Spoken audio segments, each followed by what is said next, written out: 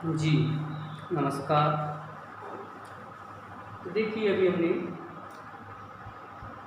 Alcohol की chemical properties में कुछ रिएक्शंस स्टडी की, जिसमें पिछली रिएक्शन आपने पिछले लेक्चर में देखी, reaction with acid chloride and acid anhydride.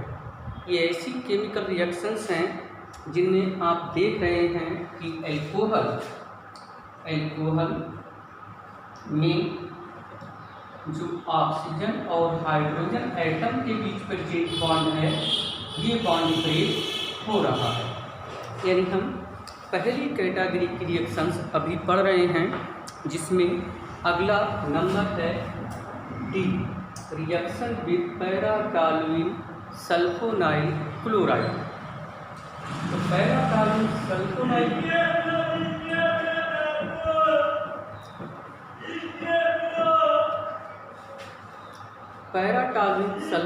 Chloride, इसके साथ में अल्कोहल की रिएक्शन हम पढ़ रहे हैं, जिसमें हमने लिखा है कि जब एक अल्कोहल पैराटॉल्यूइन सल्फोनाइल क्लोराइड के साथ रिएक्ट करता है, तब एक एस्टर अल्काइल पैराटॉल्यूइन सल्फोनेट का फॉर्मेशन होता है, जिसे टॉसिलेट एस्टर कहते हैं।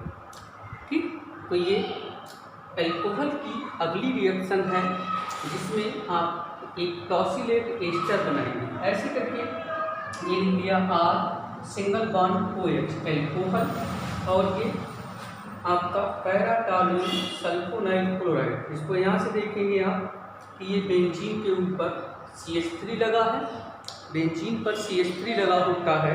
ऐसे करके इसको समझ सकते हैं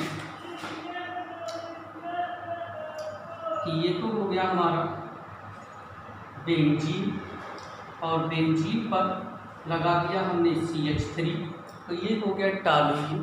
अब टॉल्यूइन में ये पैरा पोजीशन है, तो पैरा पोजीशन पर SO2Cl जोड़ दिया, तो ये SO2Cl जब जोड़ा तो ये सल्फोनाइल क्लोराइड ग्रुप है।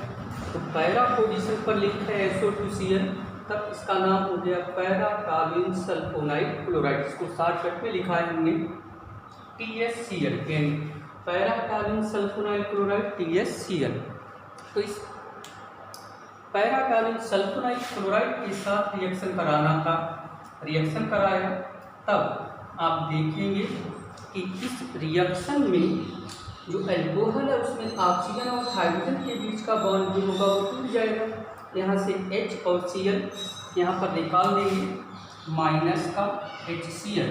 अब बचा आपका R single bond O single bond S, दो ऑक्सीजन और टॉल्यूइन, अल्काइल पैराटॉल्यूइन सल्फोनेट, जिसे कहते हैं टॉसिलेट एस्टर।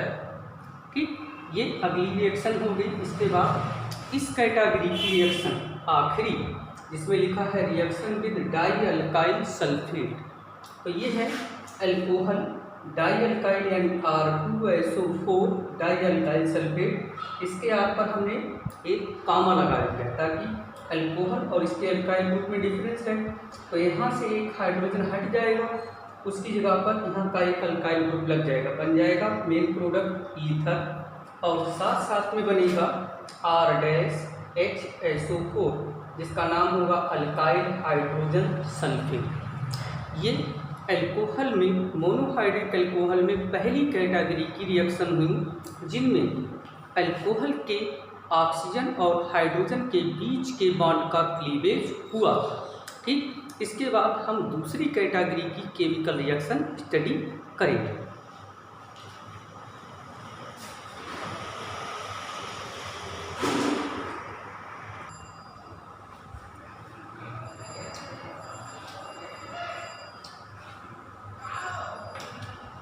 तो अब हम बात करते हैं अल्कोहल्स में नंबर 2 पर। नंबर 2 पर हम अल्कोहल में वे रिएक्शन पढ़ेंगे। हेडिंग लिखा है reactions involving cleavage of carbon oxygen bond, यानी अल्कोहल की वे रिएक्शन जिनमें कार्बन और ऑक्सीजन के बीच का बॉन्ड क्लीवेज या कहेंगे ब्रेक होगा। ठीक, इस कैटेगरी में पहला रिएक्शन ए पॉइंट करके लिख रखा है, reaction with halogen acid. Halogen acid 3 आप पढ़ते हैं खासकर HCl, HBr और HI। तो यहाँ पर एल्कोहल्स की हैलोजन एसिड के साथ रिएक्शन है, तीनों के साथ रिएक्शन है। लिखा है एल्कोहल्स हैलोजन एसिड के साथ रिएक्ट करके अल्काइल हैलाइड का फॉर्मेशन करते हैं। कहते हैं कि इस रिएक्शन के लिए हैलोजन एसिड की जो रिएक्टिविटी का ऑर्डर होगा वो इस प्रकार से होगा कि HI सबसे तेज रिएक्शन करेगा और HCl सबसे स्लो रिएक्शन करेगा। तो जो फास्ट रिएक्शन होगी अल्कोहल की हैलोजन एसिड के साथ वो है बेटा भाई आपका HI। अब बात करेंगे यहाँ पर हम थोड़ी रिएक्शन की कि अगर आप अल्कोहल की HCl के साथ रिएक्शन कराते हैं तब आपको कैटालिस्ट की आवश्यकता होगी। तब कैटालिस्ट आपके हो सकते हैं एनहाइड्रस AlCl3 या ZnCl2। और अगर HBr और HI के साथ रिएक्शन कराते हैं तो किसी कैटालिस्ट की आवश्यकता नहीं होती है। जैसे आप रिएक्शन देख सकते हैं, ये अल्कोहल ले लिया R single bond OH alcohol और ये HCl। जब HCl के साथ रिएक्शन कराएंगे तब कैटालिस्ट की आवश्यकता है। यहाँ से आपका OH और यहाँ से H2O की फॉर्म में रिलीज हो गया अल्काइल क्लोराइड। देख रहे हैं यहाँ पर ये रिएक्शन, इसमें यहाँ पर कार्बन और ये ऑक्सीजन, तो कार्बन और ऑक्सीजन के बीच का बॉन्ड ब्रेक हो रहा है। नीचे आपकी अल्कोहल की HI के साथ रिएक्शन है जहाँ पर कोई कैटालिस्ट की आवश्यकता नहीं। तो ये अल्कोहल की हैलोजन एसिड के साथ रिएक्शन है। अभी और बात करते हैं कि मान लीजिए ये रिएक्शन है जिसमें आपने HCl लिया है ना, और ZnCl2। तो इस पर अभी और बात होनी है। कहा जाता है कि एनहाइड्रस ZnCl2 और काउंट H2SO4 के इक्विमोलर मिक्सचर को ल्यूकास रीजेंट कहते हैं। ल्यूकास रीजेंट अभी आपके सामने आएगा। ये जो ल्यूकास रीजेंट होता है ये आपका primary, secondary and tertiary alcohols में डिफरेंस करने में यूज किया जाता है कि तीनों अल्कोहल आपको दे दिए जाए, प्राइमरी, सेकेंडरी और टर्सरी। तो ल्यूकास रीजेंट के द्वारा आप पता लगा सकते हैं कि कौन सा अल्कोहल प्राइमरी है, कौन सा सेकेंडरी और कौन सा टर्सरी।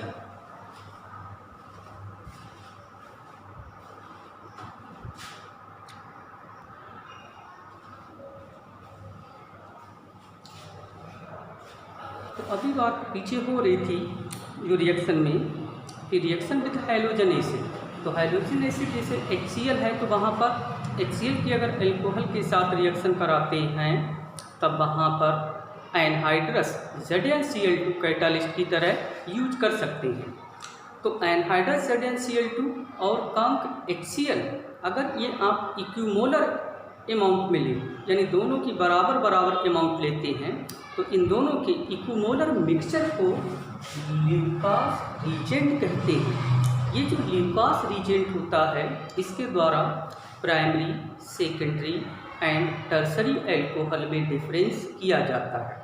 सबकी अलग अलग रिएक्शन है कि कैसे डिफरेंस करते हैं। तो इस ल्यूकास रीजेंट के साथ जब हम अल्कोहल की रिएक्शन कराते हैं तब अल्काइल हैलाइड बनते हैं। अल्काइल हैलाइड खास करके अल्काइल क्लोराइड। अगर आपका मान लीजिए टर्सरी अल्कोहल है, उसकी रिएक्शन ल्यूकास रीजेंट के साथ कराएंगे तो वो टर्सरी अल्काइल क्लोराइड बनाएगा, सेकेंडरी अल्काइल क्लोराइड, और primary alcohol primary alkyl chloride बना सकता है। तो इसके लिए अलग अलग टेस्ट होते हैं, उन टेस्ट से पता लगता है ल्यूकास रीजेंट की कहानी कि ल्यूकास रीजेंट में टर्सरी अल्कोहल अगर ल्यूकास रीजेंट के साथ रिएक्ट कराते हैं तो कहते हैं कि तुरंत क्लाउडनेस उत्पन्न करता है। क्लाउडनेस यानी कि सॉल्यूशन जो बनेगा उसमें गंधलापन तुरंत उत्पन्न होगा टर्सरी अल्काइल क्लोराइड के बनने के कारण। और अगर सेकेंडरी अल्कोहल है तो वो लगभग 5 मिनट बाद क्लाउडनेस उत्पन्न करेगा, और प्राइमरी अल्कोहल है तो वो ल्यूकास रीजेंट के साथ क्लाउडनेस उत्पन्न नहीं करता है।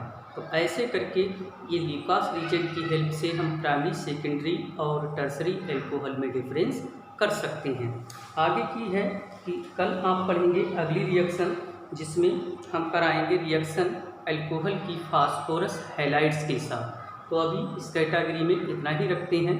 ठीक, अगले लेक्चर में आप बात करेंगे।